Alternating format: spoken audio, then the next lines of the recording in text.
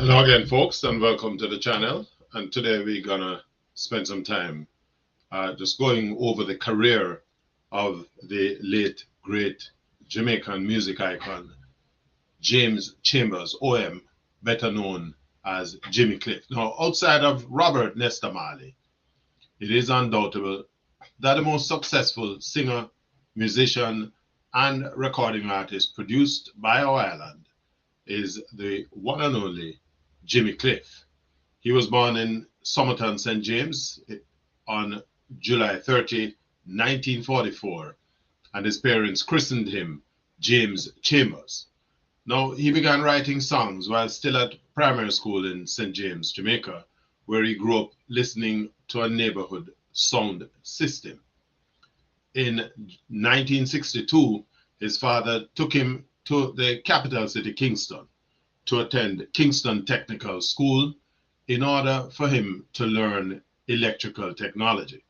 Now, while still at school, young Jimmy Cliff entered numerous talent concerts and sought out many producers trying to get his songs recorded, but was, of course, luckless. Now, one night, he forced himself into a restaurant and ice cream parlor that also sold records just before the business's closing hours and offered to pitch a song he had written entitled Dearest Beverly to the owner, Leslie Kong, and his two brothers. While not enamored by the song, Leslie Kong liked Jimmy Cliff's voice and the fact that he could write songs. So the 14-year-old Jimmy Cliff literally convinced the Kongs at that point to go into the recording business, where instead of buying records for resale, they'll be producing their own material. Thus began Beverly's Records and the launch of Jimmy Cliff's recording career. Now, Leslie Kong recorded a couple of Jimmy Cliff songs, as well as one other, none of which were particularly successful. His third song, though, Hurricane Hattie, was a hit, but not as big as his song Miss Jamaica, after which Leslie Kong just never looked back. Jimmy Cliff realized a number of local hits, particular hit singles, including King of Kings, Dearest Beverly, Miss Jamaica, and Pride and Passion. In 1964, he was chosen as one of Jamaica's representatives to attend the World's Fair in New York. And of course, he was soon signed by Chris Blackwell's Island Records, and he moved to the United Kingdom, where Island Records unsuccessfully tried to market him to the rock music audience. Nonetheless, his career took off in the late 1960s with his international debut album, Hard Road to Travel, which received excellent reviews. The album included the hit Waterfall, which became a hit in Brazil and won that country's international song festival. This was followed in 1969 by Wonderful World, Beautiful People, and the global protest song Vietnam in 1970 in response to the human tragedy of the Vietnam War. Of course, renowned American musician Bob Dylan commented that Vietnam was the best protest song that he had ever heard. Both songs realized rave reviews globally, and Jimmy Cliff followed this up with a cover of Cat Stevens' Wild World, which equally enjoyed huge popularity. Since 1970, Jimmy Cliff has developed a resume and music output catalog that is unmatched by any other Jamaican recording artist outside of Bob Marley. In 1981, Bruce Springsteen included Jimmy Cliff's little-known song, Trapped, to their live set. The song achieved even greater prominence after inclusion on the 1985 benefit album, We Are the World.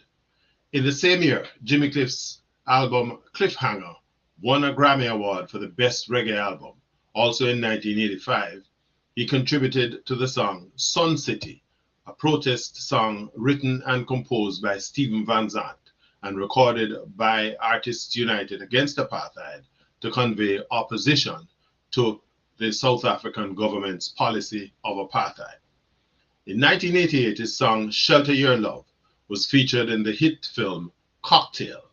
In 1991, Jimmy Cliff appeared at the second Rock in Rio festival in Rio de Janeiro, Brazil, before returning to the mainstream pop charts in the USA and elsewhere with the song, a Johnny Nash remake, I Can See Clearly Now, which was #1 in France and made the charts in the USA and the United Kingdom.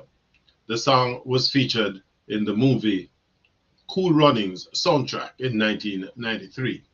In 1995, Cliff released the single Hakuna Matata, a collaborative effort with Lebo M, which also made the soundtrack of the film The Lion King.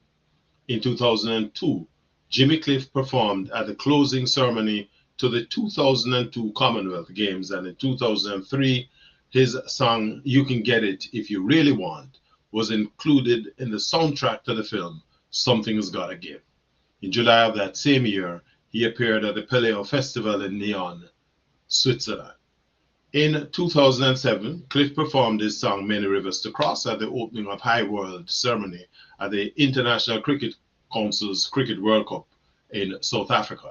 In the spring and summer of 2010, Cliff embarked on an extensive tour of the USA and Canada, and in 2012, his album Rebirth was nominated for a Grammy Award for Best Reggae Record Album. The album was listed at number 12 on the Rolling Stone list of the top 50 albums of 2012, saying there's ska, rocksteady, roots reggae, and a revelatory cover of the Clash's Guns of Brixton, delivered in Cliff's trademark soulful tenor, grittier but still lovely more than 40 years after his debut. Now, Jimmy Cliff starred in a number of films, beginning in 1972 with the Perry Hensel written and directed classic film, The Harder They Come, which told the story of Ivanhoe Martin, a young man from the country who journeys to Kingston to try to make it in the recording business. Having no success, he turns to a life of crime. The film is today considered a cult classic, and its soundtrack album was a huge success that sold well across the world, helping considerably in bringing reggae to an international audience for the first time. It remains one of the most internationally significant albums to have come out of Jamaica since independence. Jimmy Cliff has starred in other film productions, including the 1986 Club Paradise as the revolutionary Ernest Reed, and he appeared in Marked for Death with Steven Seagal. He also appeared as himself in the 2013 American documentary about Fame Studios in Muscle Shoals, Alabama. On October 20th, 2003, the government of Jamaica awarded James Jimmy Cliff Chambers the Order of Merit.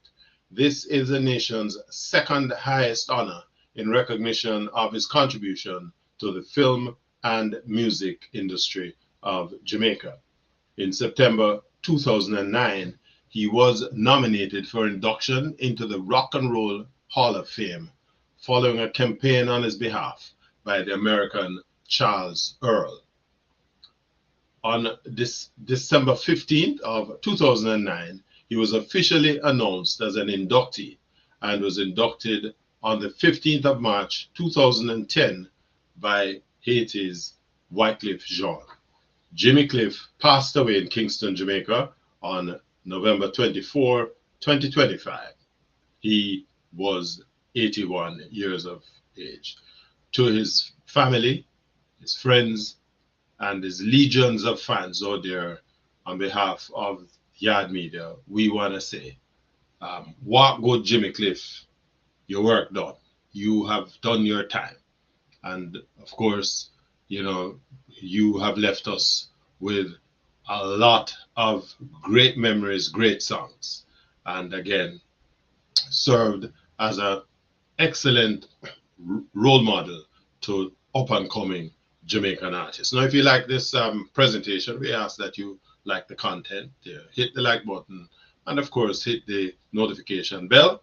And if you have not yet done so, subscribe to the channel because that helps us to grow. Have a great afternoon, wherever you are.